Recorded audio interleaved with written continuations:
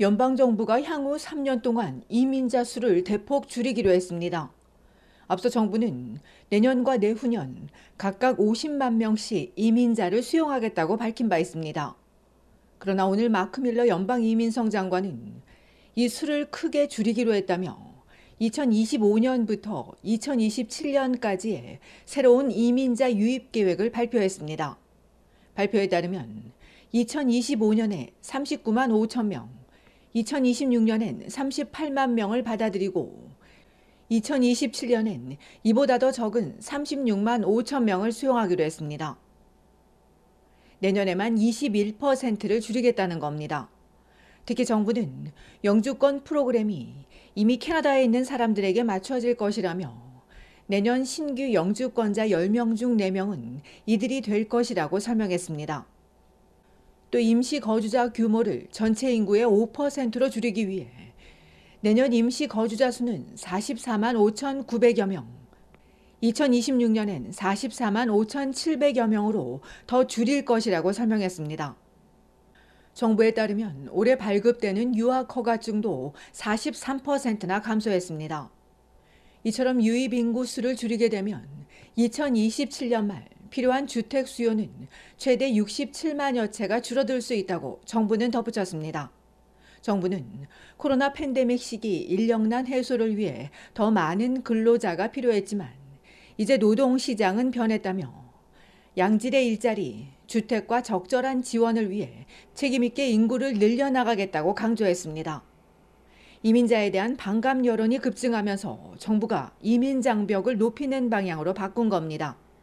최근 들어 이민자 수가 너무 많다는 여론조사들이 나오고 있고 지금의 이민 추세가 계속되면 2036년에는 인구의 44%가 이민 1, 2세대로 채워질 것이란 통계청 예측도 나온 바 있습니다. 주요 언론들은 내년 10월에 있을 총선을 의식한 전환이라고 분석하고 있습니다. 이에 대해 이민자 권리단체는 영주권자 수를 줄이게 되면 임시 거주자로 남거나 불법 체류자가 돼 착취적인 일자리를 얻게 될 것이라며 이주민들이 사회 안전망에서 벗어나게 될 것이라고 우려하고 있습니다.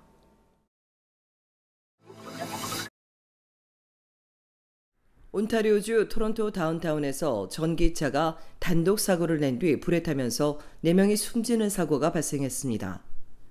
사고는 오늘 새벽 0시 15분경 렉쇼 불버드 이스트와 체리 스트리트 근처 가디너와 돈빌리 파크웨이가 만나는 동쪽 차선에서 발생했습니다. 경찰은 늦은 밤 동부 방면으로 과속 질주하던 회색 테슬라가 가드레일과 충돌한 뒤 중심을 잃고 시멘트 기둥을 들이받으며 불길에 휩싸였다고 밝혔습니다. 이 사고로 운전자 등 차에 타고 있던 20대와 30대인 남성 셋과 여성 1명이 그 자리에서 숨졌습니다. 역시 이 차에 타고 있던 20대 여성은 때마침 이곳을 지나다 현장을 목격한 용감한 시민의 빠른 구조 덕분에 목숨을 건질 수 있었습니다. 이 여성은 크게 다쳐 병원으로 이송됐으며 다행히 생명엔 지장이 없는 것으로 알려졌습니다.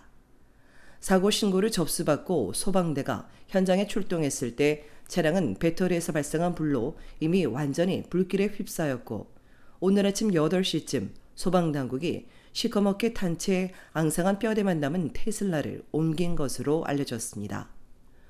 또 운송 서비스, 고용 폐기물 등 여러 기관과 협력해 차량에서 튀어나온 배터리 셀을 안전하게 폐기하기 위한 작업을 진행했습니다.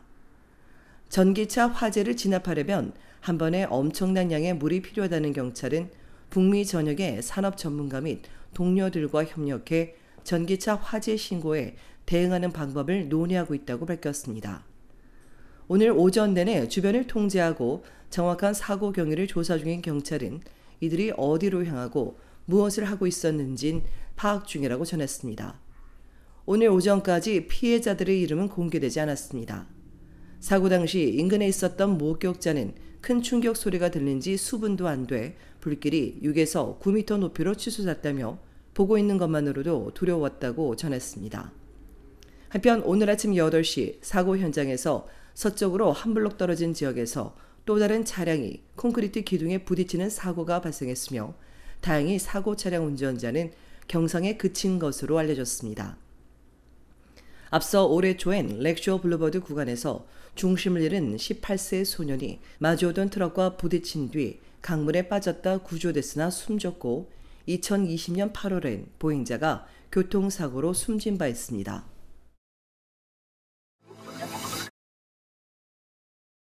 온타리오주 토론토시가 보수공사를 들어 세입자를 불법 퇴거시키는 조치를 막기 위한 레노빅션 조례를 추진하고 있습니다. 이 조례가 통과되면 집주인은 면허를 받아야 하고 세입자에게 재정적 보상도 제공해야 할 수 있습니다.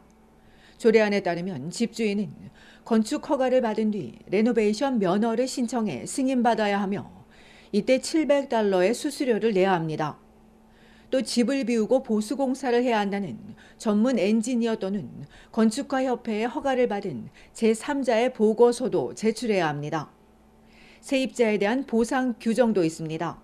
집주인은 세입자가 공사 후 다시 입주한다고 할 경우 비슷한 가격대의 임대주택에 대한 계획을 세워야 하는데 세입자가 직접 찾는 경우 임시 거주기간 발생하는 월세 차액은 집주인이 부담해야 합니다. 세입자가 재입주하지 않고 이사할 경우에는 일정액을 보상해줘야 합니다. 시가 정의하는 레노빅션은 집주인이 레노베이션이나 수리를 위해 세입자를 불법 퇴거시키는 것으로 이번 조례에는 세입자 재입주를 거부하거나 재입주한 세입자의 임대료 불법 인상, 세입자 퇴거 후 대규모 레노베이션하지 않은 사례도 포함됩니다. 올리비아 차오 시장은 새 조례가 불필요한 퇴거로부터 세입자를 보호해주고 주택 재고를 보호하는 데도 큰 변화를 가져올 것이라고 강조했습니다. 시주택위원회는 이달 30일 조례안을 검토하고 11월 시의회에서 논의된 뒤 통과되면 내년 7월 31일부터 적용할 예정이라고 전했습니다.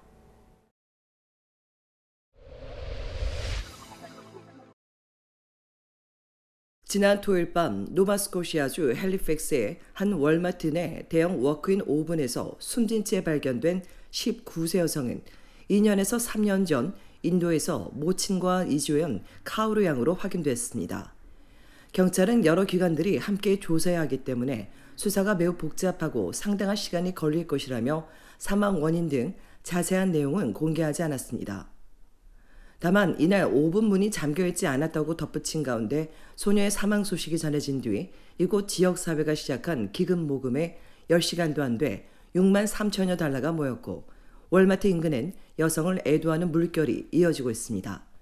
한편 해당 월마트는 지난 토요일부터 영업을 중단하고 수사에 협조하고 있습니다.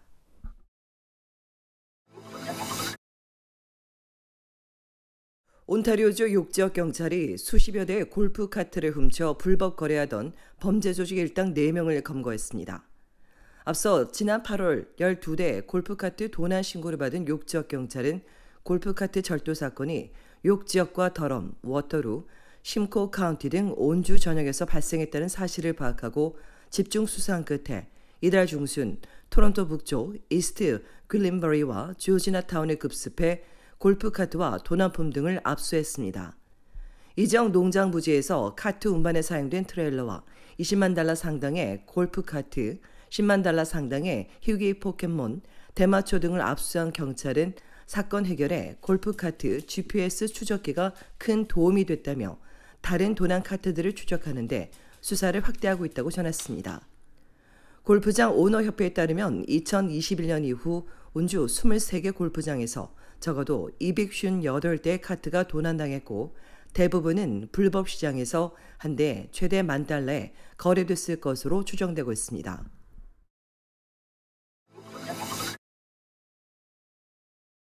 다음 달 3일 캐나다 서머타임이 해제되면서 온타리오주는 새벽 2시가 1시로 브리티시 콜롬비아주는 새벽 3시가 2시로 앞당겨집니다.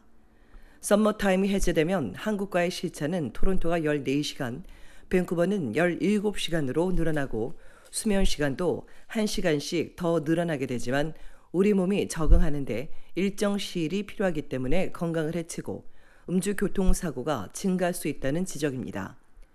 전문가들은 이 시기 일반적으로 졸음이 오고 과민해지거나 짜증 등 기분 변화와 생산성 저하는 물론 인지적 변화가 있을 수 있고 또 급성 심근경색과 뇌졸중 위험도 증가하고 심각한 수면 장애도 생길 수 있다고 경고합니다.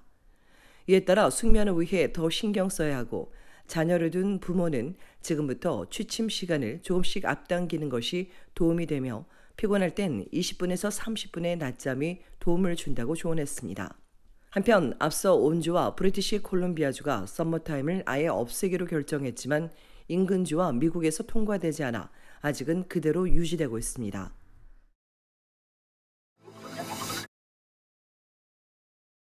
리디스커버리 코리아 영상 공모전 온라인 상영회가 오는 29일 화요일 오후 7시 열립니다. 캐나다에서 경험하고 느끼는 한국 문화를 영상으로 공유하는 이번 공모전엔 온타리오와 브리티시 콜롬비아주에서 다큐멘터리와 드라마, 인스타그램 릴스 등 다양한 장르의 16개 작품이 출품됐고 이 가운데 11개의 작품이 상영됩니다. 온라인 상영회에선 출품작 상영은 물론 질의응답과 시상식이 함께 진행되며 티켓은 토론토 스마트폰 영화제 온라인 플랫폼에서 무료로 제공받을 수 있습니다.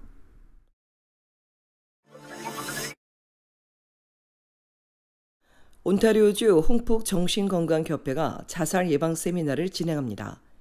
희망은 언제나 있습니다. 함께 나누어라는 주제로 열리는 세미나는 다음 달 12일 화요일 오전 10시 반부터 12시까지 온라인 줌에서 한국어로 진행됩니다.